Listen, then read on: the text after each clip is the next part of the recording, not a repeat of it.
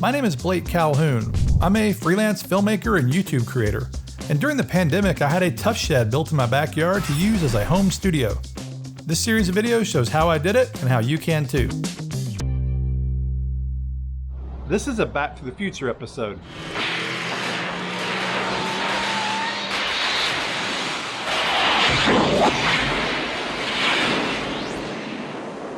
Let me explain. What I'm about to show you actually happened before my previous video. This video is a prequel, if you will, because I obviously had to install the solar panels and the wiring before my previous video. Ultimately, I felt like this video about the solar should be its own standalone video and not part of the finish out. Just a quick note to say that this first part of this video is all about this MC4 connector and a wiring issue I had. Now this could apply to other setups as well, and I covered the install of this in the previous video. And so if you're interested to see how I resolved this issue or how this might apply to your project, then definitely watch this first section. But if not, you can skip down to see how I actually installed the solar panels. And as always, I've got chapters in the description of this video.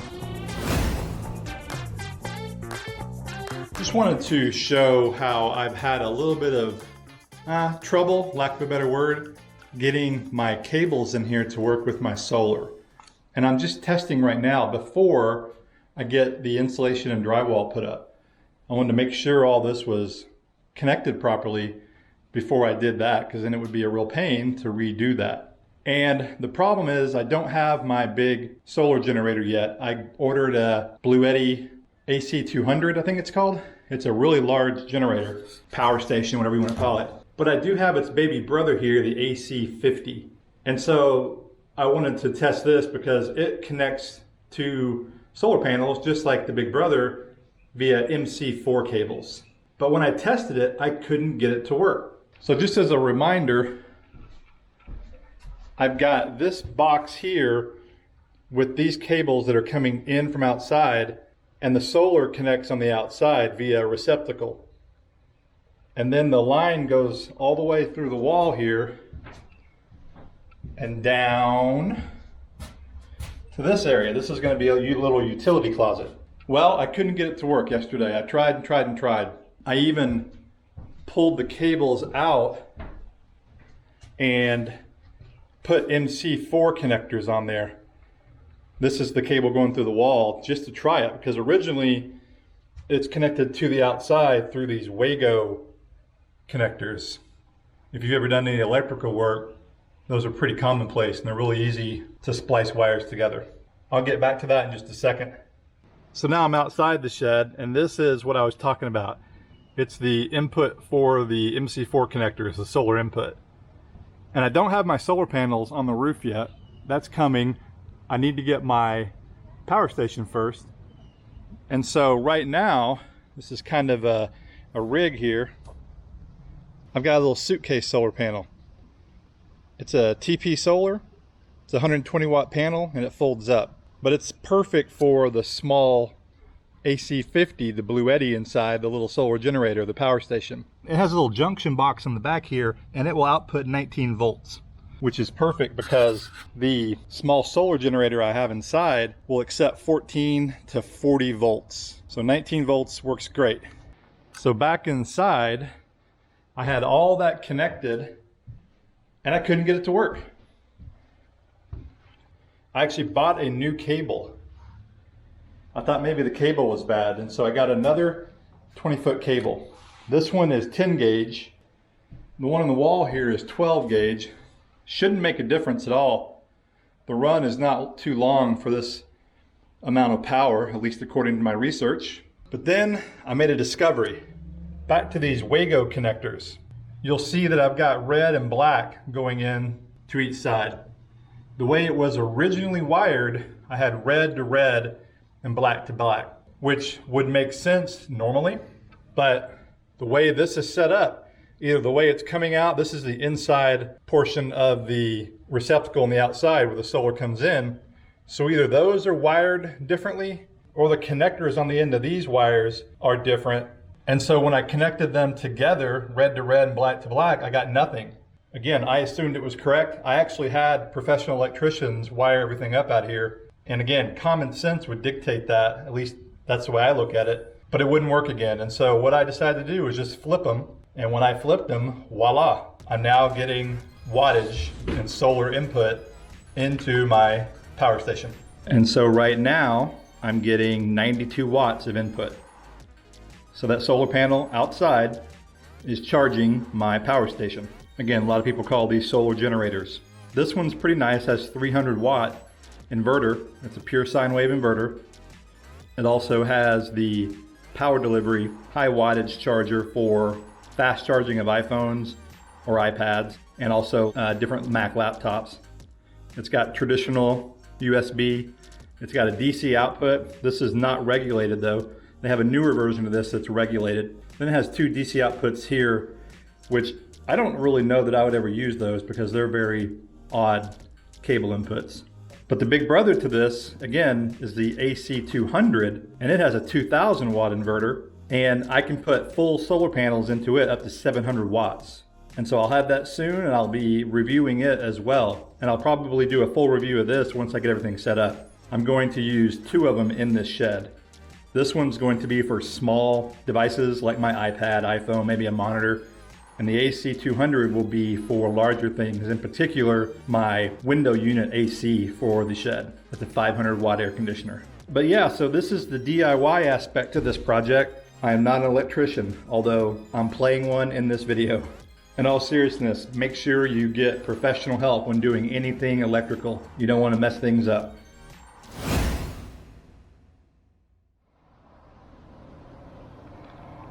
Going up there on the roof.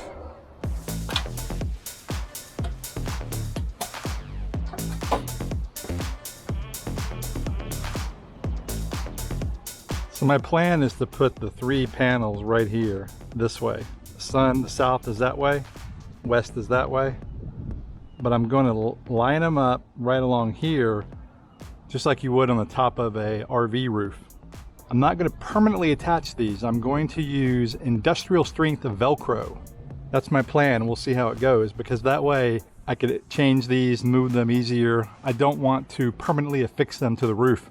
And I also don't want to damage the roof with some sort of drilling or nails or that kind of thing. So here's the Velcro, and it is called Extreme Outdoor. Claims it'll hold 15 pounds. This flower arrangement is actually affixed to the side of the building. I watched some YouTube videos and they claim it will hold a lot of weight. And so these solar panels only weigh like 5 or 6 pounds a piece, if that. And they're very aerodynamic. And so I think this should hold it on the roof. Here's the actual Velcro. And so my plan is to position these on the actual solar panels, peel the sticker, and then lay it down on the roof. And this also claims it will adhere to rough surfaces. So I believe it can do concrete or even asphalt, that kind of stuff. And so again, we'll see how it works, but this is a DIY method that I thought of. Instead of putting glue or any kind of silicone that you might use on an RV, I'm going to try this. These are Renogy 175 watt flexible solar panels. So my plan is to put one here, one in the middle, and one on the end. We'll see if this is enough to hold it.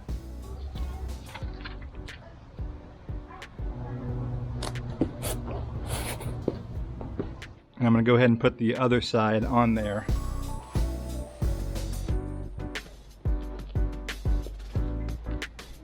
That way I'll pull the sticker off, and when I put it down on the roof, it should hold in place.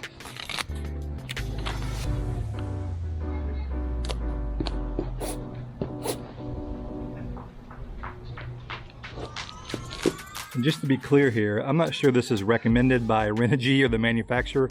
You wouldn't want to do this if you were putting it on an RV, that's for sure. Moving down the road, it would probably fall off.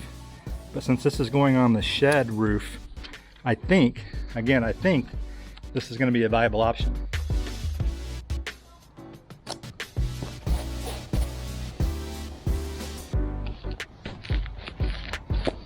All right, so the first panel has the Velcro on it. And worst case scenario, the nice thing is this does have little, what are these called, eyelets in it. And so I could absolutely pin this down on the roof. All right, I'm on the roof and I'm getting ready to pull these off and affix them.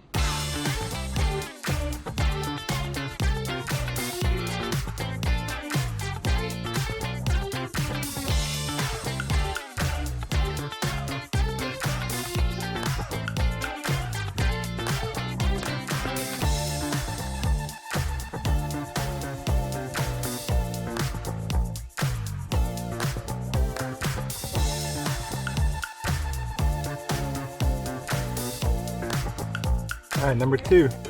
And now here's number 3.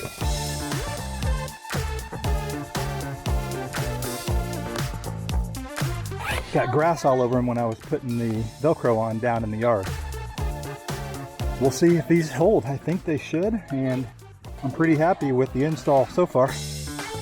All right, now I have to do all the wiring right here, and I put these near the edge of the roof so I can just be on a ladder. I don't have to actually climb back up here on the roof. That's the next part of this job.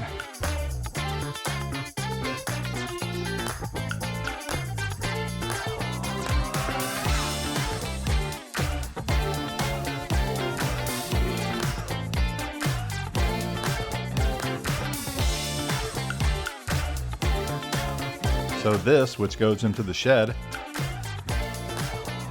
will connect right here.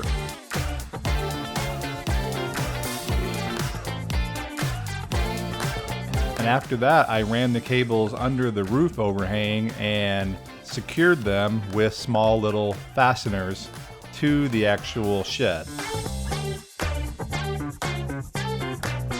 Okay, so now I have my solar connected going up to the roof.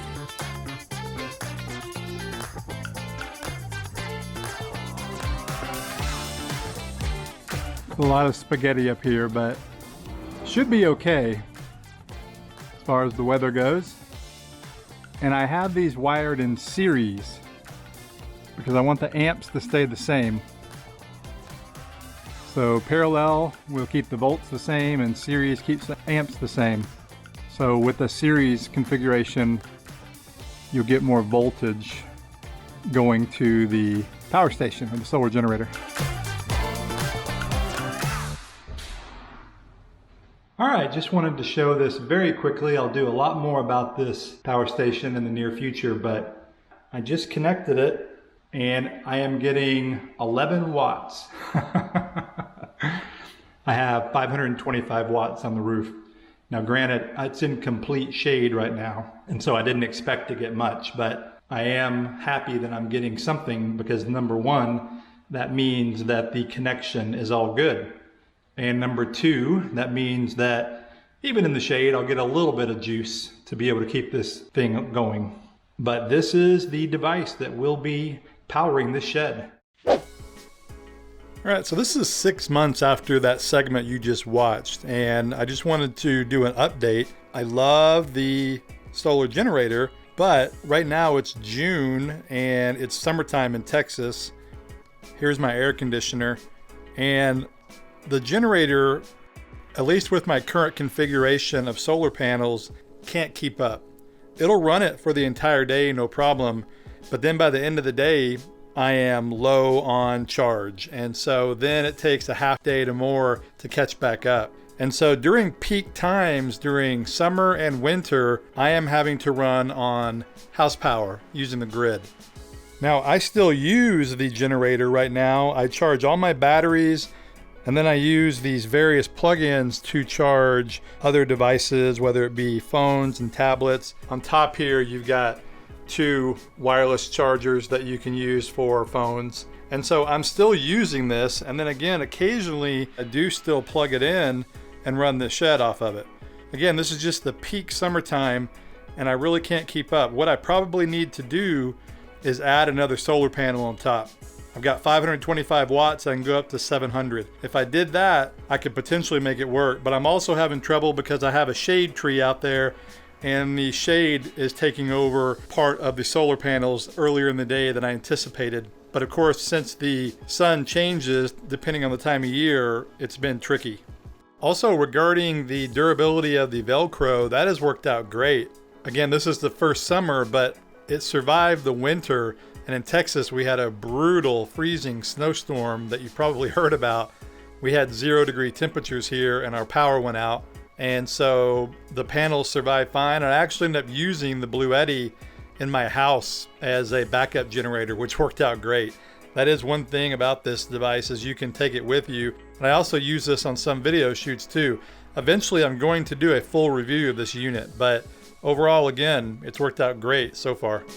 Be sure to check out the previous videos in this series to see how I actually built the shed, and look for a couple more videos around the landscaping aspects and then also a studio tour. Thanks for watching. Please like, subscribe, and I will see you in the next video.